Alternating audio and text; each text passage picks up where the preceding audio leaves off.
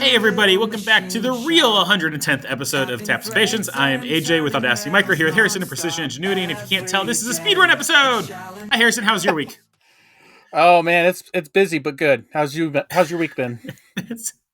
Judging by the speedrun, yeah, it's also been pretty busy. I'm in the Yeah. middle of that big job, and then I'm proving out my first ever lathe program right now. Oh, how you liking lathing? Well, I should say this is my first ever customer part on a lathe that is not the size of a toaster oven. So I did plenty of lathe stuff when I had the Sureline, Mm-hmm. but it's been a long time since I've had the Sureline, and I've never run anything more than 1 horsepower, other than manual machines. What RPM does your lathe go up to that you're using? I have no idea. What model is it? It's an ST10. I believe that's 6,000 on those. Okay, I'm not Mine's a getting anywhere 15. near 6,000 at the moment. Yeah, that's a lot. 6,000 is a Yeah. lot. I have 4,000 on mine because it does the 15 is the exact same as the 10 frame wise, but it has a slower RPM because it's got a bigger through bore. Interesting. Yeah, when So. I first, the very first cut on this program is a facing move, and I had constant surface speed on, but I forgot to lock down the top limit. And about halfway through that cut, I panicked and paused it and went and edited my program to cap it at 2,000. Oh. Yeah, you heard it speeding up and you're like, oh no. Nope. This is a jet engine. We're not going to do that. Or it sounds like a jet engine. Also, I'm a little bit uncomfortable with how far the jaws are sticking out past the sides of the chuck. The full T-nut is still inside the chuck, so I think it's probably fine.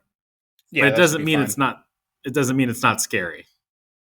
So I didn't want it to spin up to 6,000 RPM with that kind of half out. Yeah, it's been a while since we've had a 3-jaw in our lathe. Once you go call it, it's hard to go back to 3-jaw. Yeah.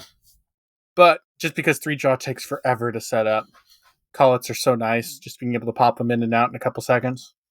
Love them. But yeah, there's a lot more wind noise and with the 3-jaw. So speaking of wind noise, so I was in the school shop a couple minutes ago, and I had my headphones and I started hearing this really loud sound. And at first I thought my headphones were doing something weird, and so I took them off and I heard this big loud sound, and then I was like, did an airline burst? It was that loud, but nope, turns out it was a storm going through. Oh yeah, we got high winds here right now. We had a bunch the other day, and there's debris everywhere because of it. There's a lot of weather going through, and it got cold. It's been warm the last few days, and the temperatures are dropping like crazy. This morning it was in the 60s, and right now it's in the 30s. Oh wow! So I bet it's been nice for us for the last couple of days, but I bet the storm is it dropping. Yep. So it's getting cold again. We kind of had we're running that production on the titanium job right now, which I don't know if I've talked about. We have a titanium job we're doing. You have not mentioned it on the podcast at all. Okay. So we're doing a production titanium job. It's actually razor blades for really? Okay. Yep. And so it's a product for a gentleman, and it's just the traditional razor blades that seem to be kind of popular. The hipster thing to do. Like Yates Precision, like what they make. Yeah. Yep. And straight razor? That's not a straight razor. A safety razor. Yeah, safety razors. Straight razors are the ones that are like knives. Safety razors are the ones that have the blade that kind of gets bent a little bit. Yeah. Yep. Yeah. Okay. And so it's been fun and challenging in different ways. It's actually running right now because it's I get 4 finished parts every 4 hours roughly. Are you making the heads or the handles? Heads. Okay. We're not making the handles right now. So it's all mill. Yeah. Oops. I was going to see if it's still running. I Yeah, we're think still running. of I think of Woo, green safety light. razors as a lathe part, but I guess the heads would be mill. Yeah, heads are mill. And it's been pretty challenging just because of some of the small, delicate features and tool life and tracking all of that. But one of the issues that we kept running into is running it on the Doosan, and the Doosan was the only one that has the old coolant we were using up because we switched coolant brands a couple of months ago. Um, and the problem with the old coolant, and the reason we switched away from it was because it foamed really bad. And Okay. so on this titanium job, it's foamed over like 4 or 5 times, and kind of like partially flooded the back corner, just cooling all over the floor. And it did it in the middle of today. And Weston's like, "That's it, I'm done." And so we just like ripped the tank out and did a whole coolant changeover, not planned, all Always afternoon. fun. And it was a long process, and it made me really appreciate the Haas coolant tanks Yeah. because on the Doosan it was so much of a pain to do. Like I've had to pump out the Haas tanks, and they're a rectangle, and you can pull off all the top plates, and you can access everything on it. The Doosan is this L shape. The conveyor sits on top of it, and it takes a forklift to take the conveyor off. Oh man. And then on top of the conveyor, if once you take the conveyor off the tank has a whole bunch of metal plates that are bolted to it. Like on the Tormach tanks, like the 1100s, how you had the one side that had everything bolted onto it in like Hmm. small sections. It's like the whole tank's like that, except for like one opening. And so like Yeah. you could it'd probably take you 30 bolts to like go remove all these different small 2-foot sections of plate that are perforated. And it's just, we didn't do all that because we're just like, we don't have time to do all that. And so we cleaned it out as best we could and then switched it over.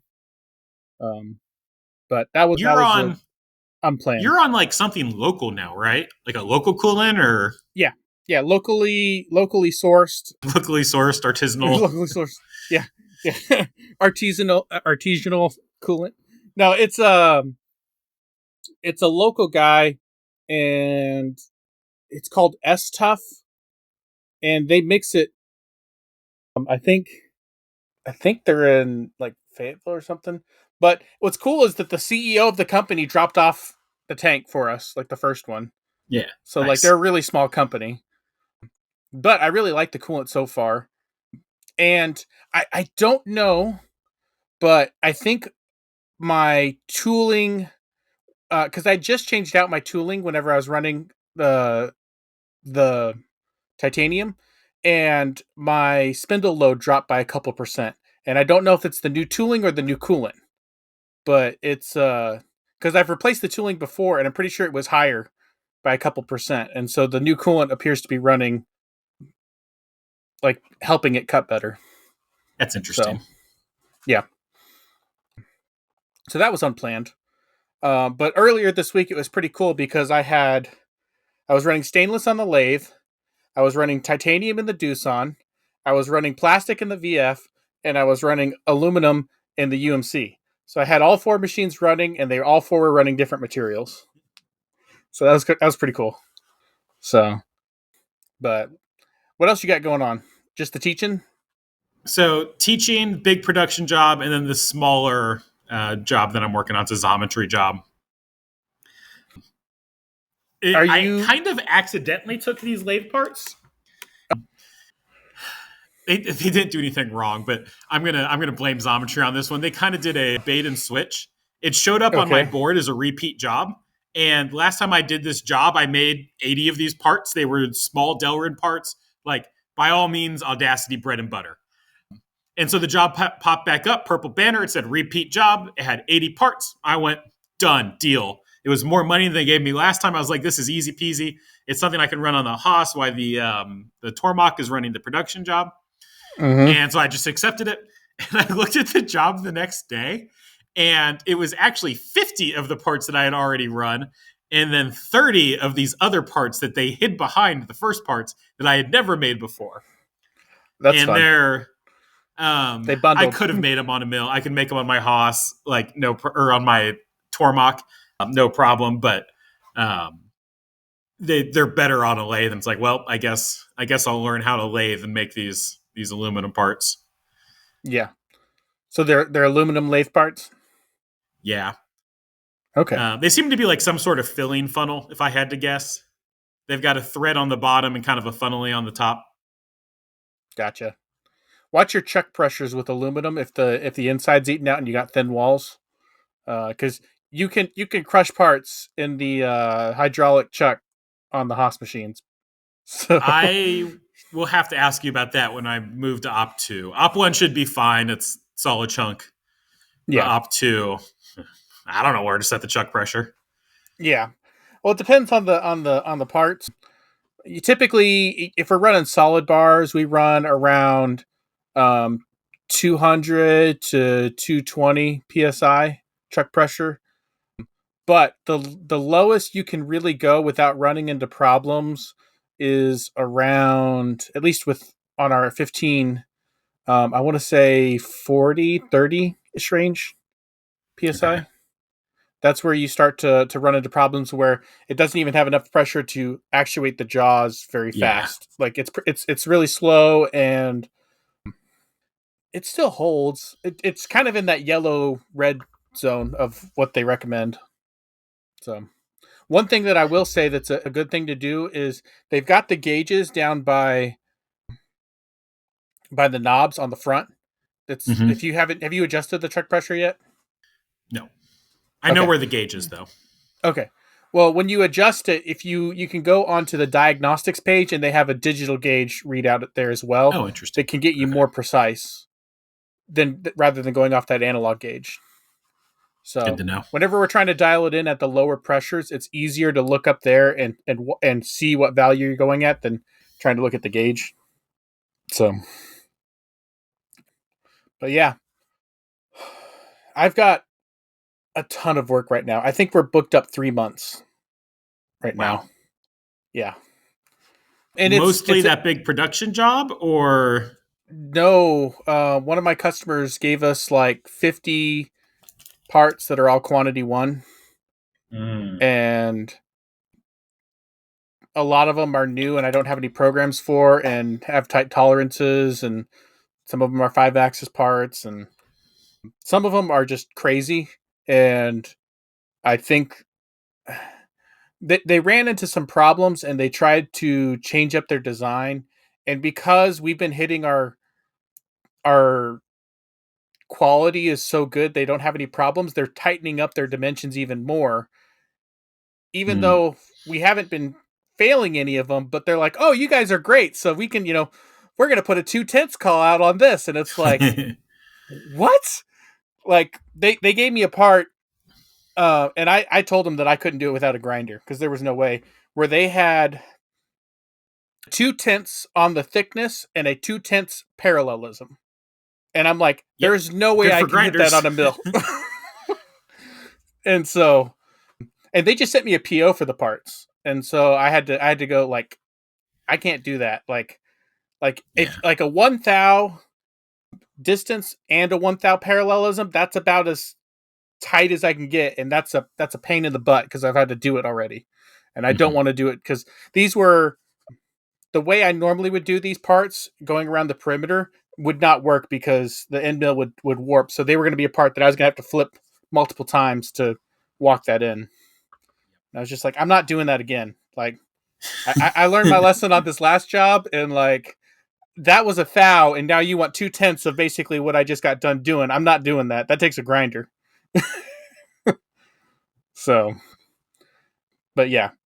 So the downsides of doing a good job is they think you can do anything now. So, did we ever talk on air about how I fixed the big production job? No, we haven't, and I want to hear because I think we Oh, started that on the last beginning of last episode before it all went south, yeah. but I don't think we've talked about it on the podcast. So I tried to make those soft jaws work for Op two. even to the point where I made some really beefy steel ones where the part could sit all the way down in there. And I just kept having issues with it. And I was looking at the part, and really, it doesn't need soft jaws other than to support some of those like overhangs and cantilevers. That was the theory behind the soft jaws. Mm-hmm. And I got to the point where, like, even with those big steel jaws, the parts were tilting and moving on me. And I was like, do you know what? Screw it. I'm just going to try doing this in just straight hard jaws. And Mm-hmm. what I realized is the way that part is, there's going to be an op 3 after the op 2. And one edge is unfinished still. And so what I could do is I could use serrated teeth on that unfinished edge. So I Mm-hmm. took one of my import vices, those little, Chinese 56 millimeter vices or whatever they are, and I I milled off the teeth on one side. Hold on, I'm going to blow my. Mm-hmm. I'm just dripping with excitement over here. Wow, with my oversaturated camera, my nose is really red now.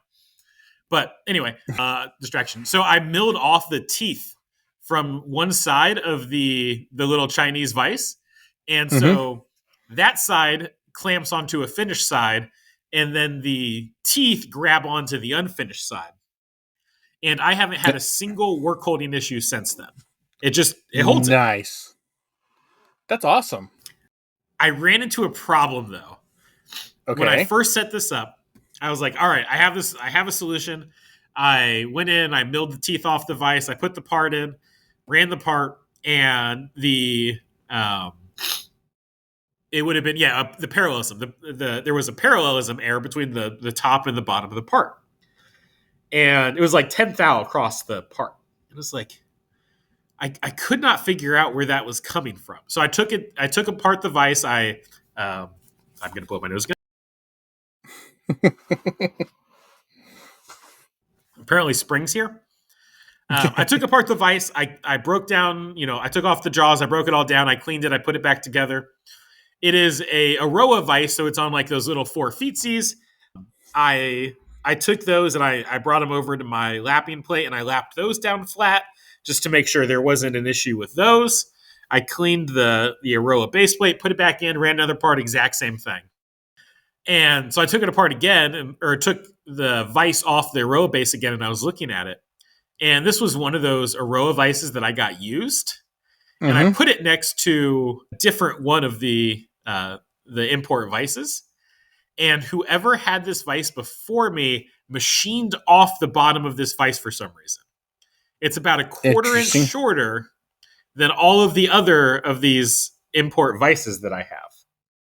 That's interesting. And hold on, I'm getting a call. It's stealing my Is it still headphones. flat and parallel? Like when they did that, No, did they it's mess about up? 10 thou off. Oh no! So it was Did the you bring? vice. So I switched the jaws to a different vice and worked perfectly the first time. I think I had to like change one offset to dial in the height because there's not really like you can't there's not like a parallel that you can probe the top of. So I was kind of Yeah. eyeballing the Z height. So it took me like 2 parts to do that in, and I have not had any issues with accuracy or work holding on that operation ever since. Are So, they and I've ran are probably they a 60 steel since vice? then. Are they What? steel vice? Yeah, they're The steel. little imports. Could you bring them to the shop and use your grinder to get them perfectly flat again? Yeah, that's what I'll do. But it was Okay. that vice. I assume they had accidentally ordered one that didn't have the Aroa pattern, or it was too tall for some niche application. And so they machined off some of the bottom. Normally, those only get used for op 1. So it would not have mattered. Hmm. But because I was using it for some reason for op 2, like, It it was mattered. never something they expected, and never something in a million years that I would have looked for. Yeah. But as soon as I got that done, I've scrapped maybe there's scrapped 2 parts to loading the part into the vice wrong. Mm-hmm. I used to have like a pokey yoke feature where a pin would stick up into a hole, and so I couldn't load it backwards. That no longer exists now, and I can very much load it backwards. And I lost like one to a chip getting stuck on the taper of a drill. But Mm. compared to the amount of scrap that I was having before, this is miraculous. Awesome. That's really good. So how far through the order are you? How many have you done? I have a this is something else I need to explain. So I am using 1.5 piece flow on these parts. Okay. It's kind of silly, but it actually has worked out really, really well. So I don't have room to do two op ones, two op twos, and two op threes. But what I Mm-hmm. can do is two op ones, one op two, and one op three. And so I'm sending one complete part through every time I hit go. But then I also get one part that still needs op two and op three. Mm-hmm. And that gives me a longer walk away time. And it Mm-hmm. still amortizes out some of the tool changes. Mm. But then when I get to the end of this run, I'll have to switch over and just do op twos and op threes. Yeah. You Um, could bring those to the shop and finish them out on some of the I machines could, there. yep. That could But be. it because I'm still getting one complete part per cycle, it kind of solves a lot of the like potential risks of like batch work, where I Mm-hmm. would catch something if there was some defect right away, but Mm-hmm. also I get a little bit of the benefits because I'm amortizing tool changes and getting longer walkaway time. So, but anyway, I have approximately 80 finished parts and approximately 80 of those op one parts. Very nice. That's awesome. So I'm running the pretty aggressively at this point. Doing like I have a schedule that I worked out in Excel with Mm-hmm. how many I need to do per day, and I'm running rather aggressively right now, but giving myself a ton of margin. So There you go. And you're running the Haas as well on a different job while all this is going on. correct. Well, that wrapped up today, but Oh, okay. Saving up for a new spindle? yeah, You got one of those quoted, didn't you? I think you did, but I don't remember. And I don't remember if that was rebuild or if that was a swap out. yeah, that was a few months ago now, so that quote's probably not good anymore. But that was a rebuild, new Okay, bearings and regrinding the taper. gotcha. Speaking of regrinding the taper, my VF, and I feel like I've had it this way from day one, has always had kind of a spindle pop, and it's getting a lot Mm-hmm. worse. The UMC has never had any popping noises with the same tooling. And so I'm wondering if I need to get my spindle reground on the VF. And if I'm wondering if it's a factory defect because it's been that way from day one. I don't know if a spindle pop would be caused by the need to regrind your spindle. Well, I don't have the problem on the UMC and I'm running the same program. And like the UMC, I'll run it all day and I have zero spindle popping at all. And then Yeah, on the VF, it's really bad. I have to grease it constantly and it's banging. It is not healthy. And it's been like that from the beginning. And so like it's normally like a power draw or not power. Well, it is the power drawbar. The TRP, the tool release piston. It's normally a we tool release piston issue. well, I've already had Haas technicians in here while it was and I think it's still under warranty. Although I don't know for how much longer. I think it was a 1 year. It might not be under warranty anymore. We passed a year. But I had them while it was under warranty when we first did it, and we went through everything. And if you remember, we talked about it on the podcast because that's when Yeah, I do changed remember. out. I changed out my air pressure, and that helped, but it was still popping. So because we talked about this probably 6 months ago, Yeah, but the UMC from day one has never had a problem. interesting. Um, and so the only thing that I can think of is the taper because drawbar wise, everything's good. So it just like the tools going in and out of the UMC, they just feel different. Like Huh. the fit and the finish when you go to put one in and you release it or it pops out a tool, it's just really smooth and clean. It feels like it seats really nice. I've never had that on the VF. And like I'm only noticing it now because I have another one. And the the Doosan is a dual contact, so it acts a little bit different. Yeah. Like the feel of it, the fit. And so I like when I got the Doosan, I didn't really notice anything different because that dual contact, it just has a different feel to it compared to the regular taper.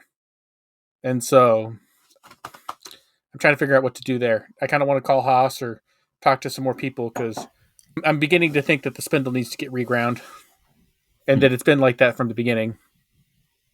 I don't know.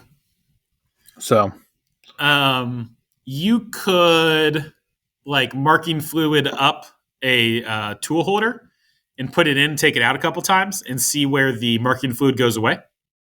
I think we did that whenever we were looking it over with the Haas Tech, and it had pretty good contact all the way around. There wasn't anything that like stood out. And I have like the tooling marks of like the older tool holders that have been there have a really consistent pattern all the way around as well. Okay. So it doesn't look like it's a taper issue, but that's the only thing that makes sense to me. I can't figure out like if anyone's listening, I know it's not a drawbar issue. We've checked the drawbar pressure. We've tried changing out different pull studs. I've swapped tools between different machines and like all of the tools that have problems on the VF are fine on the UMC. So I don't think it's a tool holder issue. Although some tool holders are worse on the VF than other tool holders. Like there are specific tool holders that are louder and have more problems. So there is a tool holder component to it, but also all tool holders will kind of pop on some level. My money's still on the TRP. So I mean, it could be, but I don't know. Well, the other reason that makes me think it's not is because whenever I go to like push the button, like it'll build up a ton of pressure and then launch the tool holder out into your hand. Like it's stuck in there. Like it's trying to push it out and it's like locked in there. Hmm. Um I'm trying to think of what the VFs here feel like. I'm always surprised at how long it takes these machines to release the tool. what do you mean? Like the machines here at school, I'm sure this is a maintenance thing, but I feel like you press the button, you have to wait 2.5 minutes before the tool's ready to come out. Oh, that's not It an might be issue an on either of my exaggeration, but machines. is it pretty much instant where you press the button and receive tool? Yes. Okay. I mean, unless I it's definitely sticking. On the first day of class here, I definitely dropped a tool because I pushed the button and I was confused as to why it wasn't coming out of my hand like it does on the Tormach. And so then I like let go of it because I thought the tool wasn't coming out, and then the tool fell in the chip pan. Oh, nice. Yeah, Broke a tool. it was like the first thing I did for this class was drop a tool. I was like, oh, well, okay, that's one way to start. You didn't damage anything? Like hit a No, vise or the table or break a no. tool?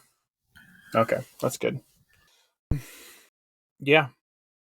We got over 20 applicants so far, so by the end of the week, we're going to start probably the interviewing process for our first employee. Nice. We got some pretty Um, good applicants from what I've seen so far. that's what I was going to ask. Out of those applicants, how many are like clearly doing a good job and trying to apply specifically for this job versus like just shotgunning their resumes to anyone and everyone? I've only seen the ones that Weston's had. Like Weston's collecting the resumes, and he's Ah, only they're he's only shown me pre-filtered. about they're kind of been pre-filtered. But I'd say there's probably 4 or 5 applicants that Weston's been like, "Oh, this looks promising," and has shown me. But at the end of the week, we're going to sit down together and we're going to go through the pile, and I'm probably going to try to interview about 10. And so I'm hoping that we have close to 30 by the end of the week, and then we'll set up 10 interviews of the best resumes that we see that we like, and we'll go from there. Nice. So one of the And guys. what So go ahead. I was going to ask, what role are you officially hiring for? Like, what are you calling this? What's the job description? I think machine technician is the role that we have. But what their actual responsibilities are going to be is I would like whoever our first hire is to be someone that we can build into a manager role. but they're not going to start out that way. So they're going to Yeah. start out.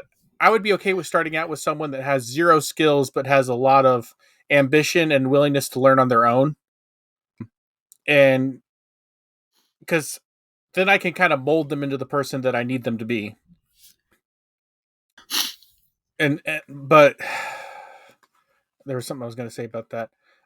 One of the applicants that is actually the best applicant, in my opinion, of the ones that I've seen so far, actually came by our shop through 2 or 3 months ago, and is still open, because when we posted this job, we sent him a message telling him that we were now looking.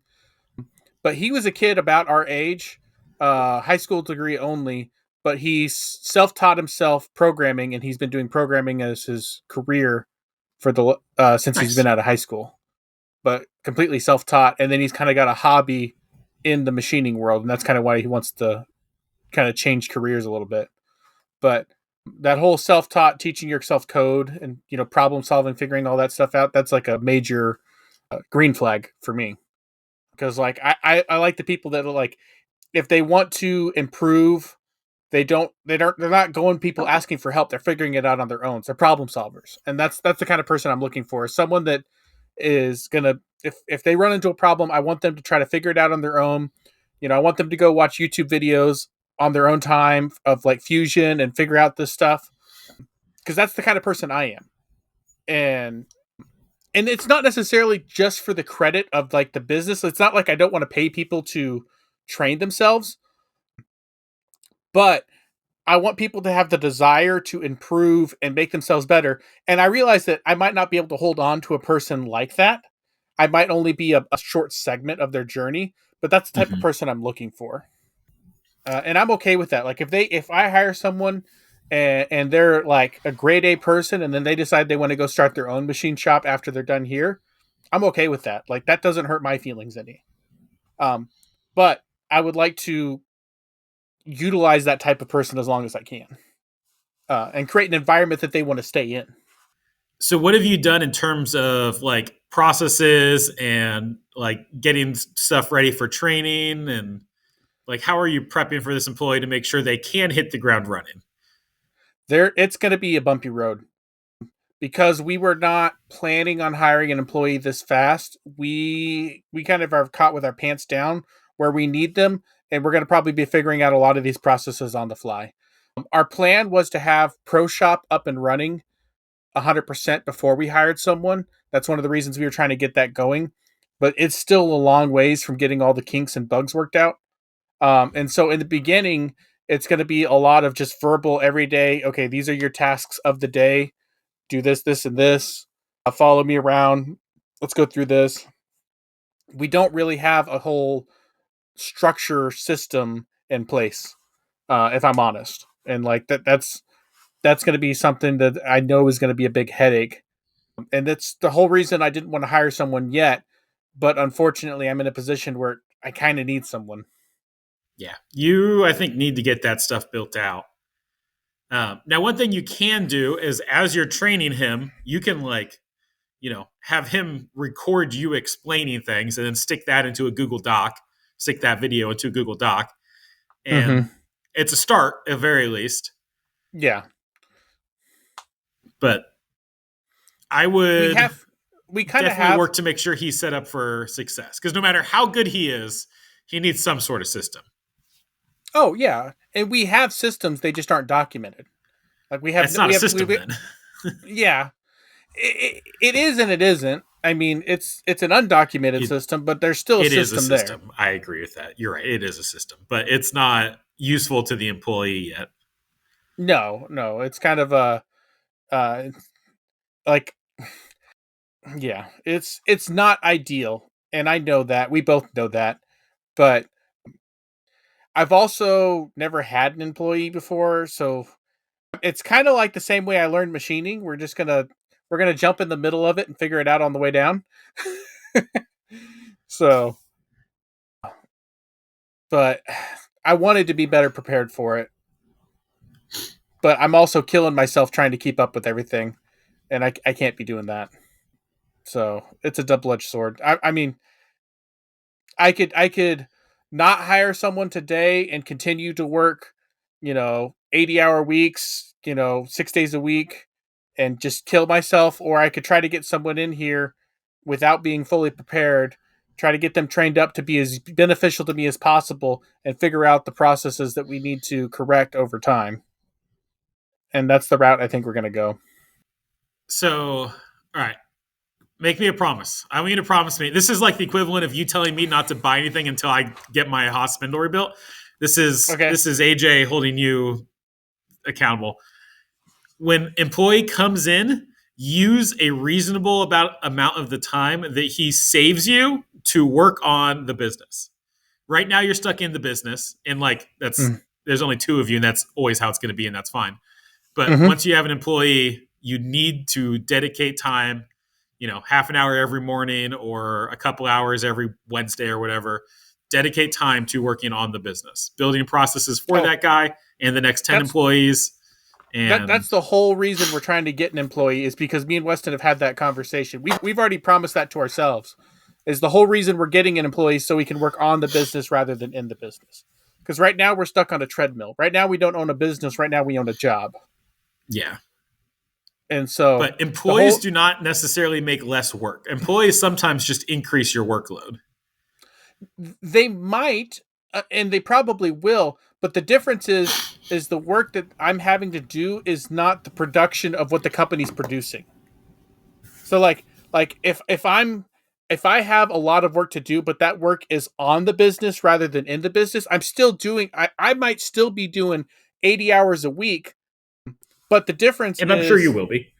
yeah, but the difference is, if I have to leave for a couple hours, my machines don't stop running. And that's the point, that's where I'm trying to get to, because basically I'm back to a one-man shop because Weston's stuck in the office all day. Yeah. Uh, and so I'm trying to keep four machines or three machines running, 80% of the time, and I have like no time to program, no time to go check emails. But Weston's has the opposite problem, where he's in the office taking care of the bulk of that, and he has no time to come out in the shop and help me.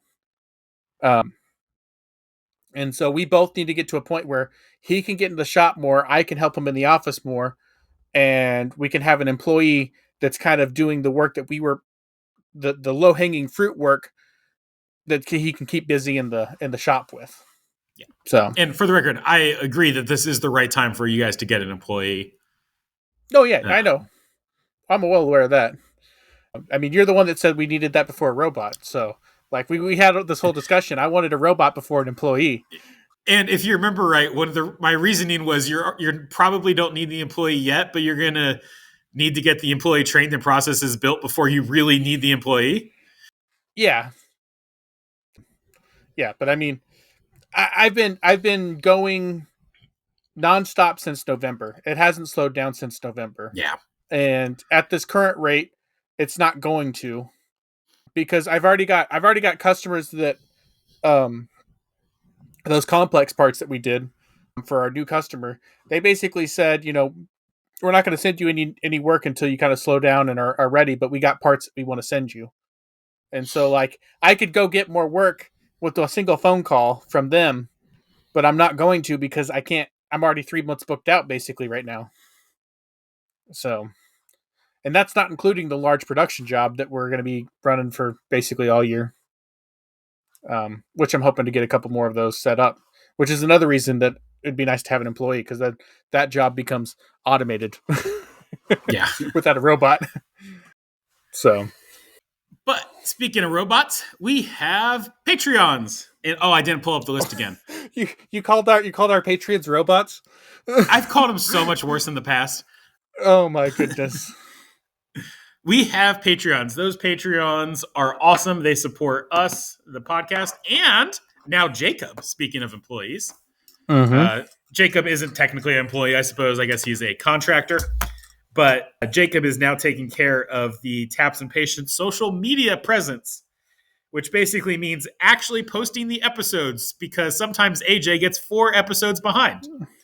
So Mm-hmm. he has been taking care of the Patreon Q&As available on Patreon to all members, free or paid. Which, now that I think about it, I don't think I told Jacob, but I'll double check that. They also get all paid Patreons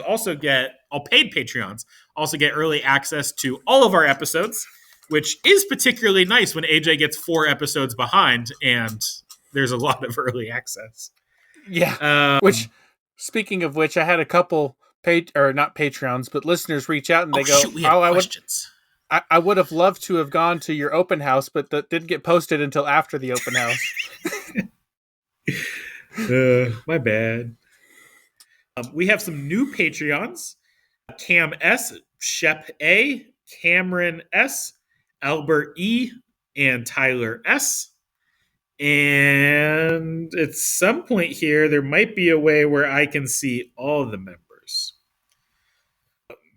The Patreon is still growing. I'm actually very happy with how that's going. So thank you guys for being able to feed Jacob some money. Yeah. I don't know if I can see the list of everyone on my iPad. So those are the new members, and we will read out everybody else next time, I suppose. Was there a couple questions? There were a couple questions, but I am running out of time. Oh, okay. But continuing with the Patreon thing, so we have a Patreon Discord that is super, super active. Like actually shockingly active for it being a relatively small Discord. So if you are interested in joining that, become a Patreon and then link your Patreon account and your Discord account, and it'll let you in. Also, I have forgotten to mention this, but we have a website. There is a Taps and Patience website. Jacob is now also taking care of that. The website it's like a Wikipedia, basically, for our podcast. And it has a page for every single episode with a transcript, a like TLDR short summary, and then also like a 5-paragraph longer summary. So there's not a huge amount of content there, but if you are looking for like something we said in an episode, you can use search and search that to find where we said it. So you guys may find that useful. That's tapsandpatience.com. It is a Wikimedia page or a Wikimedia website, so if you want to edit it and fix something, you're welcome to, or add notes to an episode. Consider that a community project. Sounds good. That'll probably be very useful for me as we continue to grow, to just kind of look back and be like, I know I talked about this at one point. When did I say this? Yep. But it is handy. Just kind of a live history. I also realized... I haven't done this yet, but I realized it would be pretty trivial to feed all of that into ChatGPT and train a Taps and Patience chatbot so that like you can, like if you have a question like, when did the guys talk about coolant? You could ask the ChatGPT chatbot and it would answer for you. That would be really cool, actually. Yeah, it would be it's really easy to do. I just haven't. I haven't messed with AI very much. I wish I had, but it goes back to that whole thing where I'm not in the office and on my computer very much. I'm basically in the shop every day, keeping machines running. So I introduced my students to ChatGPT the other day, and it was hilarious. Was it? Yeah. At first, they were like, "What is this? This is weird." And then they started using it for things, and they were like, "Oh, I understand this now." And for those of you that are listening, my students are inmates at a prison. And so they kind of missed this whole AI boom in the last year. Makes sense. Well, is that all we got? I know you got to run. All right, guys. We're reaching the end of our speed run that was supposed to be 30 minutes, but is closer to 45. So I'll accept. You'll accept it? So AJ's got a couple-hour drive home, but he was able to. We were able to, or 1 hour. So we were able to sneak it in before he had to go. So, well, I'm going to finish proving out those lathe parts. Oh, you are? Oh, okay. Yeah.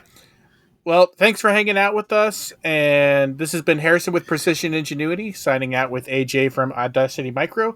And we'll catch you guys next time.